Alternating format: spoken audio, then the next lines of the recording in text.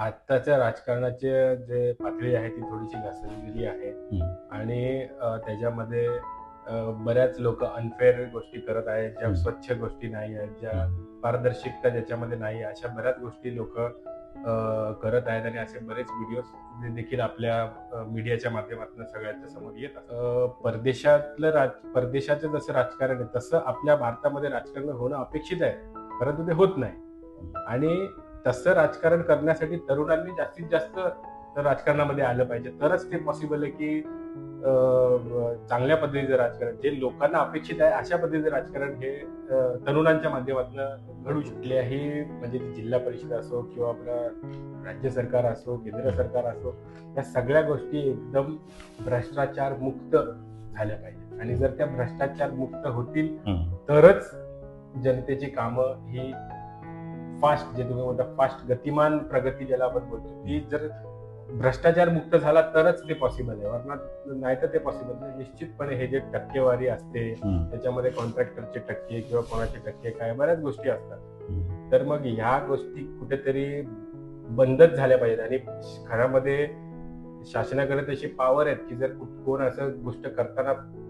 आपल्याला समजलं तर त्यामध्ये एकदम कठोर असे कायदे आहेत जे तुम्ही त्यांना करून त्यांना सर्वांना एक वचक तुम्ही बाबासाहेब आंबेडकरांनी जी राज्यघटना दिलेली आहे त्याच्या जीवावरती आज पूर्ण देश चालू आहे. आणि तरुणांनी त्याच्यामधनं प्रेरणा काय घ्यावी की आमचे विचार हे स्वच्छ असले पाहिजे, आम्ही कुठल्याही प्रकारचं वाईट कृत्य आमच्याकडनं घडू नये, देशाचं नाव आमच्याकडनं जास्तीत जास्त पद्धतीने कसं ग्लोबल लेवलवरती प्रत्येक जे महापुरुषांनी आपल्याला जे विचार दिलेले आहेत त्या प्रत्येकाने ते विचार जोपासून आपल्या देशाला प्रगती पथावरती कसं आपण घेऊन जाऊ शकतो ह्याच्याबद्दल प्रत्येकाने आपल्या पद्धतीने योगदान दिलं पाहिजे.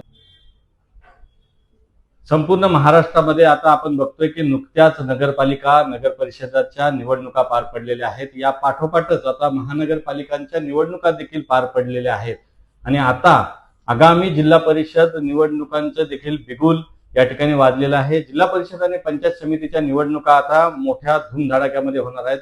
प्रत्येक राजकीय पक्षाची प्रतिष्ठा पणाला लागलेली आहे, वरिष्ठ नेते देखील कामाला लागलेले आहेत आणि या निवडणुकांमध्ये ज्या पद्धतीने या निवडणुका होतात यामध्ये तरुणांना नेमक्या या निवडणुकांविषयी राजकीय भूमिकेविषयी आता काय वाटतंय, महाराष्ट्रातल्या अनेक तरुणांशी आपण अशा मुलाखती घेणार आहोत आणि त्यांची मतं जी आहेत ती आपण जाणून घेणार आहोत.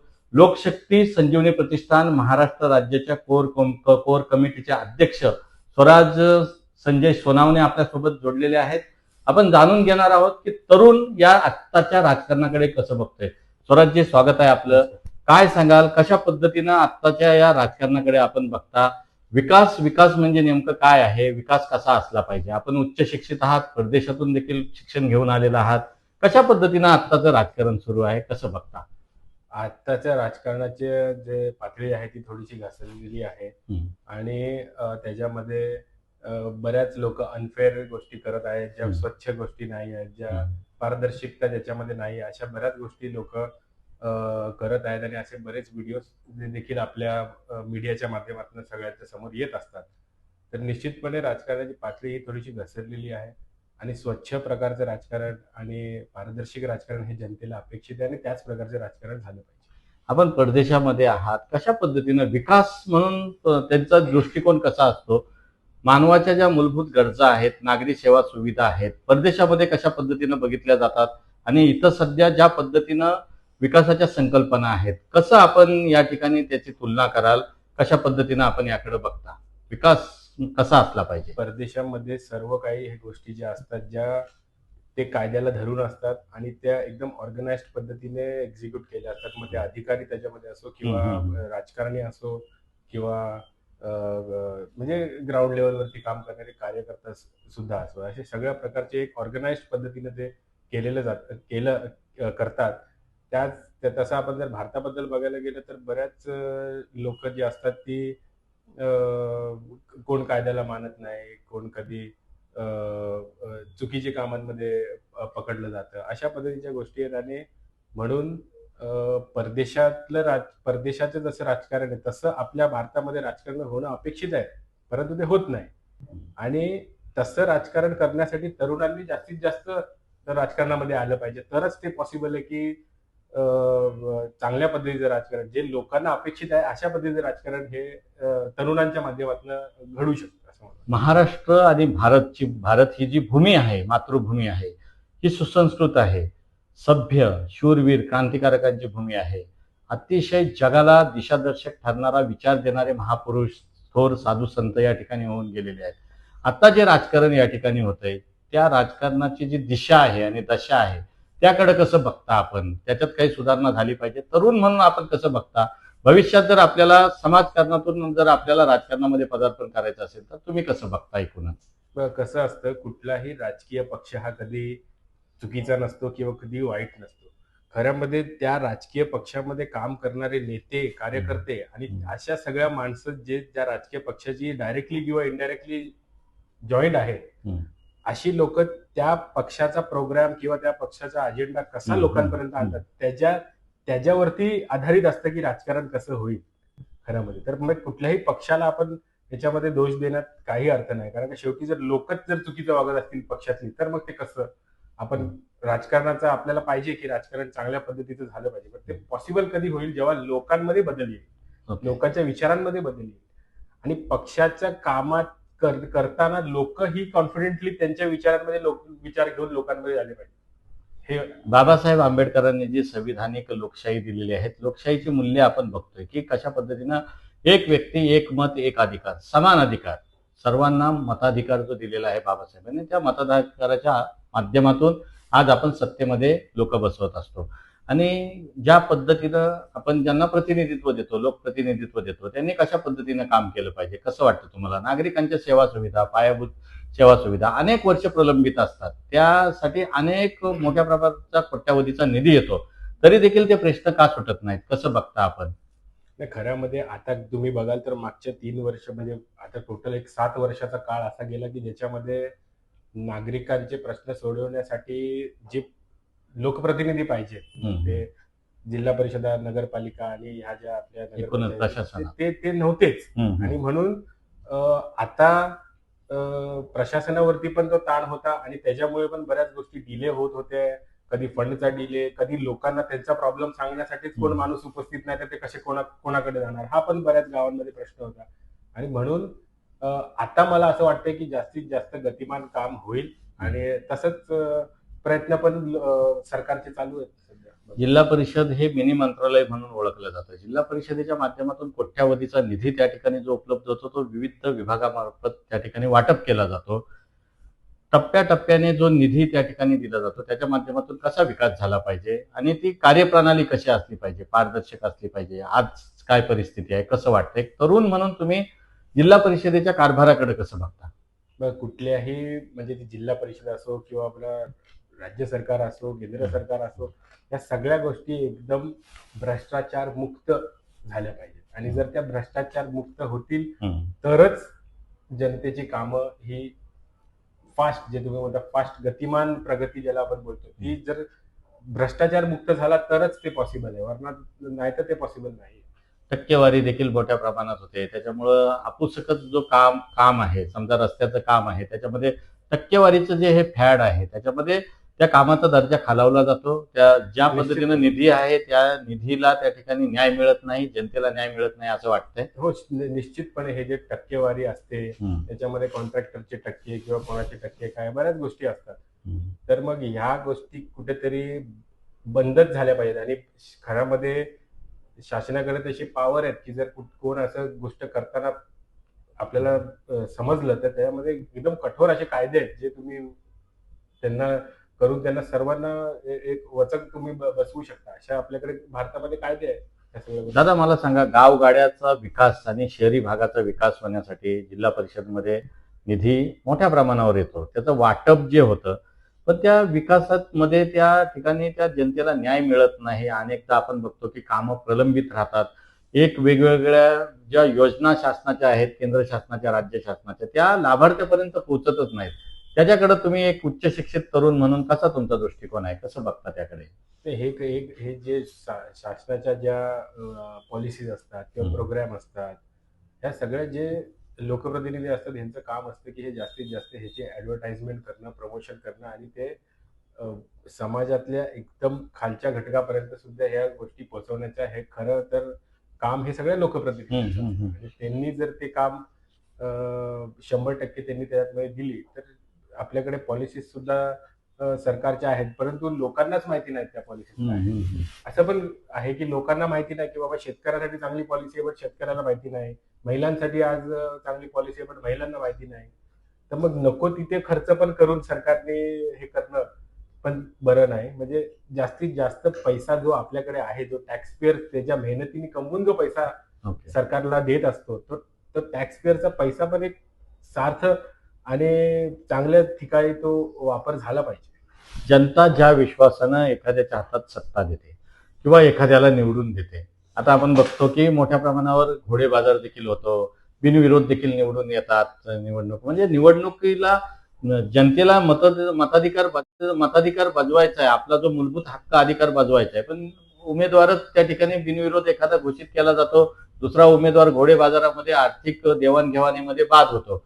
ही बिनविरोध निवडणूक जी होते ते त्या नोटाचा वापर केला पाहिजे, नोटा एक जो पर्याय आहे तो देखील वापर झाला पाहिजे. कसं बघता याच्याकडे? निश्चितपणे नोटाचा वापर हा सगळ्या मतदारांना असलाच पाहिजे. आणि खरं म्हणजे आता तर मी त्या दिवशी जर्मनी बद्दल अभ्यास करत होतो आणि जर्मनी बद्दल अभ्यास करत असताना एक गोष्ट अशी समजली की त्यांच्याकडे नोटाचं असं आहे की तुम्ही जर सर्वाधिक मतं नोटाला दिलेली असतील जनतेने, तर जेव्हा नेक्स्ट टाइमला जे इलेक्शन होतं त्या इलेक्शन मध्ये पहिले जे उमेदवार उभे आहेत ते उमेदवार उभे राहू शकत नाही असा त्यांचा कायदा आहे. पण तसा कायदा आपल्याकडे आहे का? तर तो नाही. तर मग आपला कायदा काय बोलतो की समजा आज जर नोटाला सर्वाधिक मतं आली तरी जेव्हा बाय इलेक्शन किंवा सेकंड टाइम जेव्हा इलेक्शन होईल तेव्हा तोच उमेदवार जर परत उभा राहिला तर ही तर जनतेसाठी हे खूप अनफेअर असणार आहे की जर आम्ही पहिल्यांदा जर नोटा दाबलाय आणि दुसऱ्यांदा पण तोच जर उमेदवार असेल तर त्यामध्ये पण कुठेतरी आपल्याला काही जे दुसरे देश आहेत त्यांचा पण कायद्याचा अभ्यास करून कुठेतरी आपल्याला आपल्या देशासाठी चांगला काय असेल हे ठरवून त्या ठिकाणी रणनीती आखली पाहिजे. लोकशाही आहे, लोकशाहीमध्ये हा भारत देश जो आहे तो तरुणांचा आणि तरुणांच्या मनगटावर, भाऊवर किंवा बुद्धिमत्तेच्या क्षमतेवर त्या ठिकाणी मोठ्या प्रमाणावर एक प्रगतीपथावर जात आहे. आज आपले वडील जर आपण बघितले तर डॉक्टर संजय सोनावणे जे आहेत ते गेल्या अनेक वर्षापासून समाजकारणात आहेत, शैक्षणिक क्षेत्रामध्ये आहेत, उद्योग जगतामध्ये आहेत आणि एकूणच धार्मिक क्षेत्रात देखील त्यांचं काम मोठं आहे. दानशूर व्यक्तिमत्व म्हणून त्यांची ओळख आहे. समाजकारणाचा आपल्या वडिलांचा वारसा पुढे चालवताय तुम्ही, वयाच्या 10व्या वर्षापासून त्या ठिकाणी वडिलांबरोबर त्या ठिकाणी करता, धावता किंवा एकूणच समाजकार्यामध्ये तुम्ही स्वतःला वाहून घेतलेला आहे. हा वारसा पुढे तुम्ही कसा न्याल? कशा पद्धतीनं समाजाचं हित, राष्ट्राचं हित, देशाचं हित साधलं पाहिजे, एक सुसंस्कारक्षम समाज घडला पाहिजे, यासाठी तुम्ही काय करणार? खरं तर समाजकारणाचं मला समाजकारणामध्ये माझ्या वडिलांनी वयाच्या 10 वर्षापासून मला घेऊन ते फिरत होते आणि फक्त रुद्रवली गावात करता नाही तर सगळीकडे म्हणजे आपलं रायगड जिल्हा असो, महाराष्ट्र राज्य असो किंवा देशभरात विविध ठिकाणी, दिल्ली असो, अशा अनेक ठिकाणी मी त्यांच्याबरोबर जात आहे. आणि माझे वडील हे गेले 25 वर्ष म्हणजे 20 ते 25 वर्ष कार्याशी निगडीत आहेत आणि त्याच्या माध्यमातून मी लहानपणापासून त्यांना बघत आलेलो आहे, त्यांच्याबरोबर काम करत आलेलो आहे आणि त्यांनी दिलेले विचार, आपल्या महापुरुषांनी आपल्याला सांगितलेले विचार, ह्या सगळ्या गोष्टींचा मान राखून मला त्यांचा सामाजिक वारसा पुढे चालवायचा आहे आणि अशाच पद्धतीने मी काम करत राहीन असं माझी कुठली त्याच्यामध्ये हे नाही. मध्ये सर्व वृत्तपत्रांमध्ये आणि सर्वत्र त्या ठिकाणी टीव्ही चॅनलवर देखील बातम्या त्या ठिकाणी आम्ही पाहिलेल्या आहेत की उत्तराखंड असेल किंवा महाप्रलय ज्या ठिकाणी आलेला किंवा महाराष्ट्रामध्ये मुख्यमंत्री निधी असेल किंवा पंतप्रधानांच्या निधीला हातभार लावण्यासाठी देखील आपल्या वडिलांनी मोठं काम केलेलं आहे. काय सांगाल त्याबद्दल? हो, निश्चित. म्हणजे जेव्हा कोविडचा काळ असो किंवा आता रायगडमध्ये सुद्धा आपल्याला माहिती आहे की निसर्ग चक्रीवादळ आला होता, तेव्हा काय प्रकारचं गोष्टी रायगडमध्ये झाल्या होत्या. तेव्हा सुद्धा मदतकार्य असो किंवा कोविडच्या टायमाला मदतकार्य असो, अशा अनेक उत्तराखंडमध्ये सुद्धा जेव्हा पूर झाला होता तेव्हा त्या पुरात लोकांना बाहेर काढण्यासाठी आमची एक टीम तिथे होती आणि त्याच्याकरिता आपले पंतप्रधान ऑफिसचे सेक्रेटरी यांच्याकडनं आम्हाला पत्र देखील आलेलं आहे, अभिनंदन, आभाराचं पत्र देखील. असं काम आपल्या संस्थेचं आहे आणि बरेच वर्ष आम्ही ते करत आहोत. मला सांगा, समाजकारणातून तुम्ही जर भविष्यामध्ये सत्ता याकडे सत्ता हातात असेल किंवा लोकप्रतिनिधित्व हातात असेल तर समाजकारणाला ताकद मिळते. समाजकारण करायचं असेल आणि सत्तेची जोड असेल किंवा तुम्ही सत्तेत असाल तर मोठ्या प्रमाणावर तो व्यापक स्वरूपाचा निधी मिळतो. जनतेला अधिक ताकदीनं आपल्याला न्याय देता येतो. जनतेचे प्रश्न अधिक पोटतिडकीने तुम्हाला सोडवता येतात. सत्ता किंवा राजकारण ह्याच्याकडे समाजकारणातून जर राजकारणाकडे तुम्हाला पदार्पण करायचं असेल तर ते काय तुमचं पहिलं पाऊल असेल? राजकारणामध्ये तुमची एंट्री कशी असेल किंवा एंट्री कशा पद्धतीने तुम्ही घेऊ शकता? तसं तर राजकारणामध्ये जाण्याचा विचार मी काही कधी केलेला नाही आहे. समाज कार्यामध्ये, शैक्षणिक कार्यामध्ये, धार्मिक कार्यामध्ये ह्याच्यामध्येच जास्तीत जास्त मी माझा वेळ देत असतो. परंतु जर मला अशी संधी मिळेल की जर म्हणजे मी असं नाही बोलत की राजकारण हे माझं कुठली राजकीय पार्श्वभूमी नाही. मी सामाजिक कार्याच्या जोरावरती राजकारणात जरी पदार्पण करण्याची मला संधी मिळाली तर मी त्याचा विचार निश्चितपणे करू शकतो. मला सांगा की लोकशाही आहे, संविधानिक मूल्य आहे, ही मूल्य पायदळीत उडवली जातात का? कशा पद्धतीनं की समाजामध्ये एक चांगले बाबासाहेब आंबेडकरांनी जे संविधान दिलंय, राज्यघटना दिलेली आहे, जनतेनं कशा पद्धतीनं त्या ठिकाणी राहिलं पाहिजे, नेत्यांनी कशा पद्धतीनं राहिलं पाहिजे, आपण परदेशातून जाऊन आलेले आहात, उच्च शिक्षण त्या ठिकाणी घेतलेलं आहे, कशा पद्धतीची संस्कृती आहे, भारताची महान संस्कृती आहेच आणि ती आपल्याला पुढे न्यायची. तर तरुण म्हणून त्या संस्कृतीला जोड म्हणून आपण कशा पद्धतीनं ती पुढे नेण्याचा प्रयत्न कराल, कसं बघता आपण याच्याकडे आणि तरुणांनी देखील कसं वागलं पाहिजे?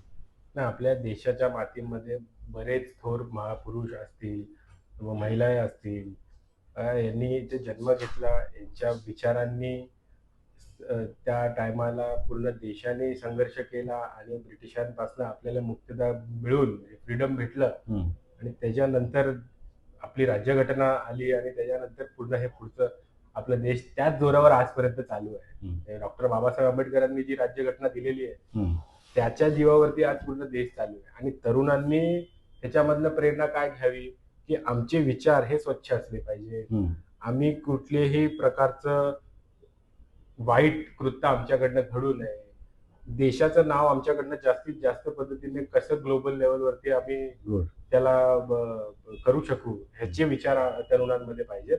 आणि हे करत असताना सोबत की आपल्या गावात, आपल्या खेड्यात, आपल्या विभागात, आपल्या जिल्ह्यात, आपल्या तालुक्यावरती पण तरुणांचं तेवढंच लक्ष पाहिजे, जेणेकरून पॅरलली की कुठला नेता काय चुकीचं काम करत असेल तर पॅरलली तरुणांनी कशा पद्धतीने सोशल मीडिया, आज सोशल मीडिया आहे, इंटरनेट आहे, या सगळ्या गोष्टींचा वापर करून कायदेशीर रित्या त्यांची बाजू मांडून कुठली चुकी कुठे होत असेल तर त्याच्यावरती त्यांना आवाज उठवून त्यांनी जनतेची साथ दिली पाहिजे. आता तरुण हा व्यसनाधीनतेकडे खूप वळतोय. एक व्यसनाधीनता म्हणजे एक चरित्र जे संपन्नता आपल्याला ठेवायचे की आज आपण बघतोय की आपल्या रायगड जिल्ह्याला देखील जर तुम्ही बघितलं तर वारसा खूप मोठ्या महापुरुषांचा आहे, आपण ते सांगालच. त्यानंतर शहीद भगतसिंग असतील, सुखदेव असतील, राजगुरू असतील, वयाच्या अतिशय कमी वयात 23व्या, 25व्या, 27व्या वर्षामध्ये ते त्या ठिकाणी शहीद झालेले आहेत आणि हसत हसत फासावर त्या ठिकाणी चढलेले आहेत. ह्या मातीसाठी, या देशाच्या रक्षणासाठी, या देशातल्या प्रत्येक नागरिकाच्या सन्मानासाठी त्यांनी स्वतःचा देह, त्याचं बलिदान दिलेलं आहे. तरुणांनी त्यांचा आदर्श कसा घेतला पाहिजे, ह्या मातीविषयी तुम्ही रायगडच्या काय सांगाल? छत्रपती शिवाजी महाराज, बाबासाहेबांचे पदस्पर्श या ठिकाणी झालेला आहे, काय सांगाल? रायगड ही निश्चितपणे एक हिस्टॉरिक प्लेस आहे आणि ह्याचा हिस्ट्रीमध्ये सुद्धा खूप म्हणजे छत्रपती शिवाजी महाराज असो ते सुद्धा गडांवरती इथे होते. परत डॉक्टर बाबासाहेब आंबेडकर असो त्यांचा 14 तळ्याचा जो पूर्ण सत्याग्रह आहे तो एक आहे. आणि त्याच्यानंतर बरेच शेतकरी नेते सुद्धा रायगडमध्ये आहेत. अशा प्रकारचे बऱ्याच नेत्यांनी रायगड जिल्ह्याला त्यांचा पदस्पर्श झालेला आहे. काय सांगाल, महापुरुषांची विचारधारा आहे, चळवळ आहे, ती तरुणांनी कशी जोपासली पाहिजे, काय आपल्याला? प्रत्येक जे महापुरुषांनी आपल्याला जे विचार दिलेले आहेत त्या प्रत्येकाने ते विचार जोपासून आपल्या देशाला प्रगती पथावरती कसं आपण घेऊन जाऊ शकतो ह्याच्याबद्दल प्रत्येकाने आपल्या पद्धतीने योगदान दिलं पाहिजे. निश्चितच धन्यवाद. माझ्यासोबत होते स्वराज संजय सोनावणे आणि एकूणच या देशातली, राज्यातली जी परिस्थिती आहे, राजकीय असेल, सामाजिक परिस्थिती असेल, एकूणच विविध गहन मुद्द्यावर त्यांनी या ठिकाणी आपलं परखडपणे विश्लेषण केलेलं आहे. तरुणांनी कशा पद्धतीने या देशाला, या राष्ट्राला पुढे नेण्यासाठी योगदान दिलं पाहिजे, महापुरुषांची विचारधारा कशा पद्धतीने जोपासली पाहिजे आणि आत्ताचं जे राजकारण होत आहे त्याची पातळी जरी घसरत असली तरी तरुणांनी येऊन त्यामध्ये राजकारणामध्ये अधिक चांगलं परिवर्तन घडवून आणलं पाहिजे. भ्रष्टाचार मुक्त कारभार प्रशासनामध्ये झाला पाहिजे आणि जनतेला अपेक्षित विकास होणं गरजेचं आहे. जिल्हा परिषद निवडणुकीच्या पार्श्वभूमीवर त्यांनी आपली ही रोखठोक भूमिका मांडलेली आहे. Dhammasheel Sawant, news bureau, Raigad, Konkan.